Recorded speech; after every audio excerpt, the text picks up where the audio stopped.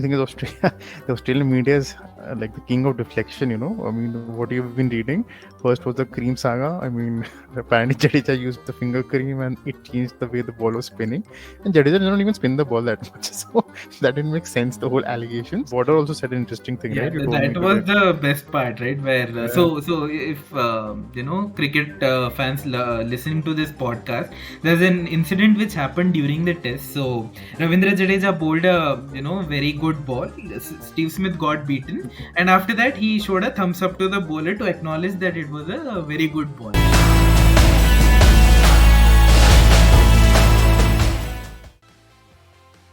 Hello all and welcome to our new YouTube video on our YouTube channel, The Third Man Musings. So last week when we had done the preview for the Border Gavaskar Trophy, at that point of time we had promised you that after the first test we'll come back to you with the review of the first test, and we had then called out the caveat that hopefully it will be after an Indian victory. Well, the Indian team delivered, and they delivered in style, right? Wrapping up the first test within 3 days, and today we'll be doing the review for the first test. And basically what we try to do in today's podcast is we'll talk about all the pre-match talk, how the pitch was, did it play as per expectations. We'll also be quickly touching upon the playing 11 that was selected for this match, how the match panned out eventually once the game got underway, the great performances that were of a huge significance in this test, and maybe we'll then talk about what are our initial thoughts about the second test going forward, because Australia will have to make a comeback in the second test. So on that note, let's get this video underway. And Sumit, my first question to you would be, how did the pitch play out, right? Because there was a lot of pre-match talk about that it will be a rank turner. There was a lot of rough outside the left-handers off stump. So how did the pitch play out as per your expectations? So before I discuss the pitch, I'd like to thank the Australian team for making this a short test match. Because if this had gone to day 5, it would have been a weekday, and reviewing on weekdays is difficult with office. So let's hope all the test matches finish on weekends so that we can review on time. Coming to the pitch, so Suja, I don't understand this double standard in a way that when we make dust bowls, it's called bad pitches and not good for cricket. But when Australia makes green tops, and they had one against South Africa, right, where it finished in Wrapped two up in days. 2 days, yeah. So you need to have the same policy. So basically, it is every home team using their pitch to their advantage, right? Everybody is not going to play like Pakistan to have roads. So India made a pitch which will spin. Australia makes pitches where the pace will be supported, and the batsmen are tested like that. That's why the world-class batsmen perform everywhere, and the conditional batsmen play as per the conditions. So this talk about pitch, and Aussies really hyped it up. But just an example, on day 3, Shami scored 37, and after that, when Australians came, they got wrapped up in 70 or 90 odd runs, right? 91. 91. So that just shows you the level of confidence. I'm not saying Shami is a better batsman because he had a free hand. He just gave it his whack as usual. But you cannot blame the pitch. The pitch was supposed to, and India made 400. That's also a point, right? The same team made 400, and the team that batted afterwards got out for 91. So there's definitely a problem with skill set. Like India used to go to Australia and we used to lose in 3 days. And our batsmen, I remember Australia scoring 400, 500. We used to get out twice in 150. It's the same thing. So we should not cry about the pitches, I believe. It's more about the technical, the skill set which the Australians don't have, except probably Smith and Labuschagne. So yeah, I will say the pitch was perfectly fine, and that's how it should be when India is playing in India. Because when we go abroad, we face the same. So yeah. Right, I remember in fact the 2018 test series between India and England. I think in Lord's, one of the test matches, the Lord's wicket was identical to the outfield, The right? You field. couldn't differentiate between the center wicket and the outfield, it was that green. And obviously, India got bowled out for a low score in that test, but we never heard in the Indian team or the management crying that, hey, why are we getting pitches like this? Even, another instance that comes to my mind is the India New Zealand Test series before the 2003 World Cup. You remember where Oh New God, Zealand yes. gave absolute green wickets, but there the difference was, Sumit. India got bowled out for 99 in one test. New Zealand got bowled out for 94 in the same test. Yes, So yes. see, when both sides are struggling, it's a bad wicket. But as you said here, India made 400, and Australia got bowled out the same day at 91. So it's clearly a difference in the skill set more than the pitch. In this Okay. particular scenario. So yeah, and now coming to the selection. So like we discussed in a preview, we thought Right. that yeah, Rahul will get a go ahead because he is the vice captain. So unfair on Gill, and as expected, Rahul did what Rahul does. We'll cover that more in detail when we go over the match session by session analysis. But Rahul played. Surya was expected to get a debut, did not do so well, and as expected, Akshar came along, and Kuldeep was ignored. But then I think the logic was there that. Our middle order was not that strong. I think India traditionally is struggling against good spinners in the middle order. Kohli, Pujara don't look that secure as much as Jadeja and Akshar did. So they wanted that backup. And just to mention, we did not have Iyer, who's been one of the best players of spin in our Test 11 for some time, and we did not have Pant. So the management also wanted some padding in the batting, and that's why I think Akshar got the nod, and he justified it completely. At number 9, you're getting an 80. That's more than what you can hope for. So I don't have any. I mean, the selection made sense except Rahul, but I think he's going to play and play and play till he gets his form back. So let's just accept it and I wait for the management to pull the trigger on him. Let's see. He'll get one more test for sure. Let's see in third test match what happens. Coming to Australia, were you surprised with any selection? Because there were many debatable ones. I was surprised with the non-selection of Head, right? Because Yeah, even in the series preview which we had done, we had thought, Head would be an X-Factor player because he is that middle order enforcer, right? Goes enforcer. runner ball, has a good game against the spinners as well, sweeps really well, can come down the track and hit the ball. So when I saw the playing 11, I was really flummoxed by, Head being dropped. And the more baffling thing that happened was the player who replaced him, right, which was The left Renshaw. hand. Now Renshaw, okay, maybe there was a lot of talk that left-handers will struggle on the pitch with all the rough around the off stump, but they replaced him with a left-hander. And Renshaw Yes, has typically begun his career, has had a lot of success in the top order, right? Sending him in the correct. middle order, he looked like a walking wicket. Let's be honest. Yeah, The first ball dismissal in the first innings wasn't a surprise. He looked like he would be a corner through. Second innings also he didn't stay long. I think again another it single was. digit Yeah, innings, yeah, right? So yeah, that yeah. was a big surprise for me.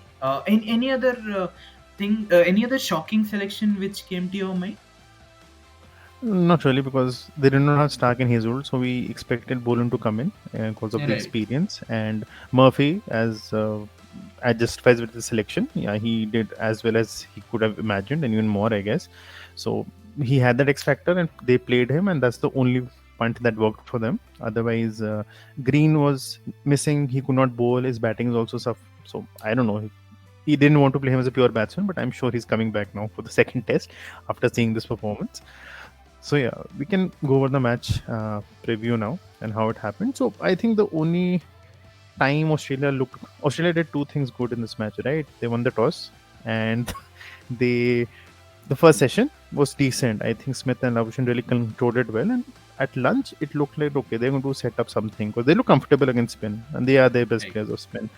But after that, it went all downhill, and there was no confidence, and they just got scared of the spin. So you could see anything else in that first day, which was alarming. First day, yeah. Obviously, in the first two overs itself, Shami and Siraj bowled beautifully, got them two for two, right? But Hmm. then Labuschagne and Smith, I think once the initial moisture in the pitch had settled down, I think they played really well, right? They were using their feet, lofting the ball over covers. It was Yes. beautiful to watch. But I think the rest of the Australian batsmen didn't follow what these two did, right? They were using their footwork really well. If you see the other batsmen, they were getting stuck on the crease, right? Hmm. And once you get stuck on the crease in Indian conditions, Ashwin and Jadeja are legends. They They were know setting where duck. to put Hmm. the ball exactly, and eventually the amount of patience they have, they will knock you over, right?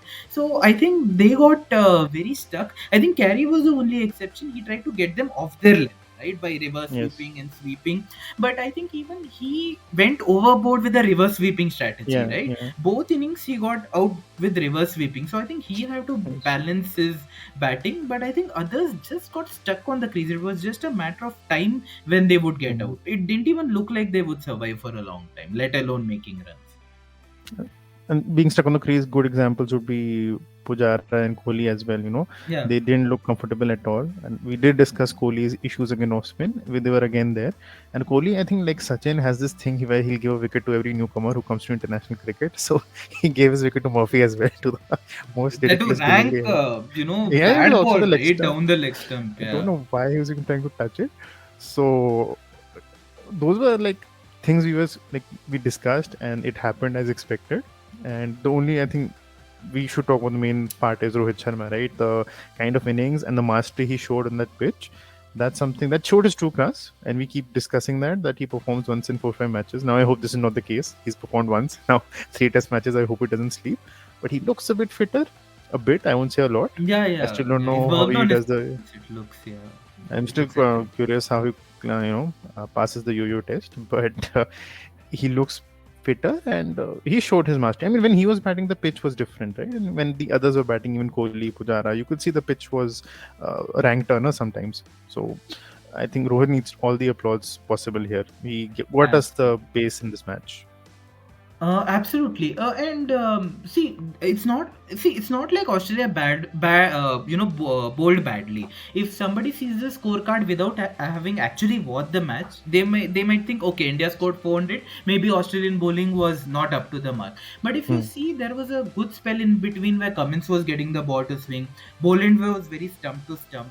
Murphy obviously standout performer, right? And what he did different from Lyon was he was bowling The at pace. 95 to 100 kilometers per hour, so he Hmm. was getting that extra zip of the wicket which even Jadeja was getting, right? That's why he got the 5 wickets in the first inning. So the bowling was actually good. It was not that Australia bowled badly, but Rohit, I mean, he looked so good with his footwork, right? Some of his drives through the covers, especially Hmm. against the spin, he batted really well. They tried the short ball also to him, but he pulled them for Well, sixes. that's So just yeah. he played really well. And Kohli, I think the two good shots which he hit were the drive Straight straight drives. down the ground. But again, Mm-hmm. he's getting into this weird habit of camping on the back foot, right? I don't know. Every ball, his natural judgment is to go on the Go back. back foot. Huh. So I think I he know. needs to mix that more. Obviously, he's a legend, and we are, we cannot match up to his judgment of batting. But that's an observation from us as fans that maybe he's getting too much camped on the back foot, right? Your thoughts on that particular aspect? So Rohit mentioned in an interview how to play spin on these tracks, and he very clearly said, I need to use my feet. I need to do some sweeps, and you need to keep changing the length, because that's one thing you Correct. notice, that Jadeja keeps putting the ball in the same spot. Some Yeah. will turn, some won't turn, and that's how he gets his wickets. So you need to mess with the length of the bowler, and that's what Rohit did very well. And others need to follow suit. Just because you're coming down the pitch doesn't mean you need to attack. You can even defend or just try to take a single. So that's something the top order should think about. Which brings me to the next best player in the match was Jadeja, and 5 months after the injury and first match after ages, and bowled brilliantly. I think the first day even Ashwin wasn't getting any bite, but this guy kept again bowling at the same place and getting a little bit of turn, sometimes not getting the turn and then getting Smith out through the gate. So his batting has really gone to a next level. He's a proper batsman now, can bat at Yeah. 6 or 5 even when needed. His bowling has never been in doubt in Indian conditions. So his innings was very, very critical. And I think when he came, we were like 160. I think we are just behind the 168 for Australian 5. Rohit. Yeah, yeah. So he We and were 9 Rohit behind and really. 5 down. Yeah. So that's so our lead was very important. We kept discussing, right? We need a 100-150 lead, because chasing 100-150 in the last innings, 150 will be challenging for this Indian team on this pitch. We didn't know Australia will, just go away Get so bundled soon. out So, for 91. Yeah. so that's another thing. But I didn't expect a 200 lead. That was just extra runs. Like Shami was having fun, Akshar was having fun. But Jadeja and Rohit, that partnership changed the complexion, because that gave the confidence for the day two end batting between Akshar and Jadeja, where they kind of counter attack. And that really, that was the last nail in the coffin for the Aussies, I think. They looked deflated and the bowling wasn't up to the mark. You got the extra runs. So, yeah, I think that sealed the test match for me on day two end. Right. And a very interesting point here that, in whenever we tour abroad, our last 5 wickets don't contribute as much, Hmm. right? They get Yeah, knocked yeah, out for, yeah. Bat let's say, both. 60, 70 runs on an average, okay? But in home conditions, the same last five can easily take it up to 150, 200 runs Yeah, on good days, right? So our spinners are a great strength, but they also contribute with the bat. All the three bat. of them, right? Jadeja, Ashwin, and Akshar, and that gives us more of a significant factor for our invincibility in Indian Home conditions. conditions. So yeah, absolutely, that is also a very interesting aspect in home conditions for us. And once we did that kind of batting on day three beginning, Akshar was just chilling, taking a single, letting Shami take the strike. And I was thinking, what is he doing? Why isn't he like holding the strike, trying to hit? Shami had other ideas. He was playing late cards and, then those sixers. And so he was like in his full mode, like, okay, doesn't matter. Very useful 37 he got. And the Aussies had lost by then. Cummins also was refusing to bowl. He came right at the end and he Lot got the of wicket. drop catches as well, right? Oh Lot of yeah, drop coming to catches. in Kohli dropped a lot, Yeah, right? So that's yeah, something. That's one area. Like Rahane was a safe house, right? In the correct. slips. That's one thing which might hit us later, but this match it didn't honestly affect. We dropped and we got it anyways with all the LBWs. I think DRS has really helped. I would love to see a stat, since DRS coming and the Indian spinners getting LBWs, because nobody can pad her now. You just put your foot forward and pad, and everybody's going on umpire's call. I think second innings, everything was on umpire's call. I was watching and I was Lot like, of lot of dismisses. Yeah. so DRS has really helped these bowlers, especially because you can have to play them with your bat, and that's very difficult in these conditions. So once Australia's batting happened, I think we all knew what will happen. I didn't expect it to happen so soon. I was Yeah, they hoping just capitulated second innings. Yeah. so.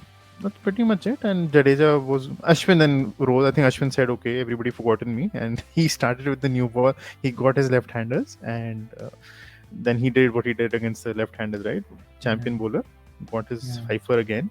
So he's yeah. on. He's tied up with Kumble, right? I think that's the stat I read. Yeah, so 31st 5 wicket haul, and Hmm. he crossed the milestone of 450 test wickets in this 450. test match, right? Sometimes we as Indian fans, because the Indian team is so good, sometimes we don't praise our own players enough, right? But Ashwin Yeah, and yeah, yeah. Jadeja again shown through in this test match, and credit to both of them. I think both of them were brilliant. Aksar obviously couldn't get enough chances in this test, but I'm sure going forward in the series, even he'll have an impact for sure. And Shami and Siraj also did whatever they could in the limited opportunities, right? Especially the 2 for 2 part. So kudos, I think all round a great game for India. Yes. And Akshar will play more for his batting. I think that's very clear now from the management side because he looks a proper batsman. So 9 is like too low for him, but he's going to do the job, and people can just we'll always get those extra 50, 60 runs now in Indian conditions at least. I'm not saying abroad. Abroad it's a different story. Then we are the Australians batting in India type in abroad. Our bowlers are struggling. So let's see how the match just pan out. And coming to now the next test match, changes wise from Indian side, you expect anything? I think they'll stick to this, right? They will. I mean, the resounding win which we have had, I think they'll stick to it. But I think there's a lot of, even if you read on the internet, and the feeling which we also have as fans, well Mm-hmm. wishers of Indian cricket, right? I mean, how long a rope will KL Rahul be Rahul given? got that. Right, that's a big question. I mean, his stats in Test cricket after 46 Test matches is the average is 34, so Hmm. nothing to speak home about. Last 10 innings, 150, right? So I know we need to back our talent, but how much of a longer rope do we give, given that Shubman Gill is in great form, right? He's hitting hundreds for fun. Sarfaraz is doing very well in Ranji Trophy. Mm. So when there are so many batsmen in your bench, how long do we keep Rahul there? So that is the question. Maybe another one or two tests, and if he fails in that also, then the clamor could grow. But apart from that, I think India looks pretty Mm. settled. Kuldeep might get a go in the third or the fourth Right. test Third, depending fourth. on the conditions, but definitely Mm. not for the next test for sure.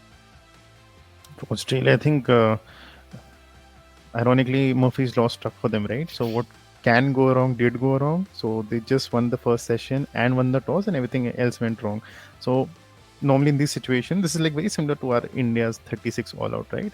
Where there was nothing to start with. You were starting from zero for the next test match. I think that's similar for Australia here, and I see a lot of changes for them. I definitely, if Stark is fit, they'll get Stark in. They will want that extra pace and reverse swing, something, Because I'm surprised they did not do the short ball technique also. Because I think Cummins tried that to Rohit. Rohit hit him, and then they stopped completely. Correct, So correct. Stark will get that extra pace, and he will provide a challenge. He's a quality bowler. If he if fit and if he wants to play in India, he has some issue with India, right? He does IPL, he skips every year, and now also he's unfit. So he should come in. Head should definitely come in, even though he doesn't have a great record against spin. They were going for horses for courses. I understand, but then they should have included a right-hander, if anything. So playing a Renshaw and a head didn't make sense. So head should come in. Two changes I can see on those terms. Anything else you Aston can see? Agar, maybe. I don't know, because I felt in No? this test they missed a left arm spinner, right? Both Mm, Lyon and Murphy were getting the ball in off spin to the right hander. So maybe mm. some variation there. Obviously, now somebody like a Zampa would have been really useful, right? A leg spinner Yeah, on these yeah, yeah. wickets, but They have he's splits obviously and bracketed as a limited overs both. bowler. So the only other option they may have is an Aston Agar, and he contributes with the bat as well, right? So interesting to see if they'll go for him. I would go for him if I was Australian The, captain. the problem is Murphy performed so well, right? So that punt actually worked. So ideally, if Murphy had not performed, they would replace him. You Correct, cannot drop Lion. So your correct. two spinners are fixed. Now it is, Or and do I they go don't for think they. three spinners and one pacer? Another interesting Yeah, that'll thought. be. And again, in that one pacer, you cannot have Stark because Cummins is the captain. Correct, So you have Cummins, to play yeah. two pacemen or only Cummins, who does not look so effective. I mean, Rohit missed one or two balls, I remember, outside the off, and Mhm. that bolt was brilliant. I mean, that was a Yeah, that special was a delivery very which good got over. delivery. Yeah. But barring that, he looked very ineffective in these conditions, right? So Right. it'll be interesting for them. They Green is one thing, one selection which might come into picture. Although he's also not Correct. tried and tested, another Correct. right-hander, and he's not going to bowl, is what I understand. So, do you play him as a pure batsman, or do you take a punt and play Agar at 7, carry at 6? But then the batting gets really limited, then, Very right? Yeah, it's very interesting, right? Now, in an ideal world, if Cameron Green was bowling, then this three Hmm. spinners, one pacer strategy would have worked, because Might this have guy worked. would have been your second seamer, right? Now, if he's not bowling, but at least in his batting, there is one advantage. He's a very tall guy, so he can come down the pitch a lot, Pitch. right? Get to the So he pitch. can Hmm. sort of negate the LBWs, the bolts. He has an attacking game as well. So let's say if Australia decides that, guys, if we block a lot, eventually our wickets will go, so let's go for it. So he can Hmm. play into that strategy. Now how much he can execute that skill against Indian bowlers on Indian pitches is a whole different topic, right? But at least he'll bring in some variety into the mix, because Renshaw and Hanscom both look like they could get out any ball, Anytime they can right? get out. Yeah, So yeah. at least with Green, maybe he brings in some sort of unpredictability, and might take the game to the opposition. So interesting. I would go for Green. I mean, he has certain advantages over Hanscom, so I would go for Green if he's fit to bat. I The only thing is Australia. The Australian media is like the king of deflection. I mean, what you've been reading. First was the cream saga. I mean, apparently Jadeja used the finger cream and it changed the way the ball was spinning. And Jadeja did not even spin the ball that much, so that didn't make sense. The whole allegations. Yeah. So they need to. I mean, we accept, right? We can't play the seaming ball so well and the short ball so well. They need to accept they can't play the spinning ball. I think they need to stop making excuses. And Border also said an interesting thing, Yeah, right? You told me that was today. the best part, right? Where Yeah. so if cricket fans listening to this podcast, there's an incident which happened during the test. So Ravindra Jadeja bowled a very good ball. Steve Smith got beaten, and after that he showed a thumbs up to the bowler to acknowledge that it was a very good ball. But then Alan Border, who was known in his times as a very tough Australian captain, right? Brought the spirit for the baggy Mm. green. Always said that Australia needs to show that tough attitude. So he's said that now the current Australian team has become very soft. Why are we giving confidence to the opposition by giving them a thumbs up and stuff? So he's also come hard on them. So we'll have to see how Australia turn this around. By the Mm. way, they capitulated in this test match, and India look very good, right? It looks like it's a Mm. 4-0 loading. So, Sumit, do you see Australia making a comeback in the second I, test? I can just summarize in a single way, Sujay, that Rahul looked like he'll get out any ball. Kohli did not make any runs. Pujara swept, which is a very rare thing. and still India won by an innings and 100 odd runs. So Yeah. there's a lot of gap still, and we didn't have half our players performing. So it's very scary for them. And as long as the pitches are these, I don't think we have to worry about anything. So let's see in the next match, and we'll come back to that. So yeah. Right. So we had a great time, discussing and reviewing the first test. India, as expected, have beaten Australia. Maybe we would have expected Australia to come close, but India have just shown their class at home, and the records speak for themselves. Right. Only two test losses in the last 10 years. So with the last test loss coming in 2012, so India have been invincible at home. Let's see if Australia can reverse this trend. We hope that India will continue the juggernaut and win 4-0 or at least 3-1 so that we qualify for the WTC final. So see you next time around when we will review the second test, hopefully again after another Indian victory. And on So we a see you weekend, hopefully. on Let's a hope that. weekend. Yeah, Yeah. on a weekend, because we love to do our videos on the weekend. So on that note, folks, do let us know your thoughts, any other points that we might have missed out on, and points that you liked which we discussed in this podcast. So until next time, it's a wrap up from Sumit and I. See you next time round, and take care. Bye bye.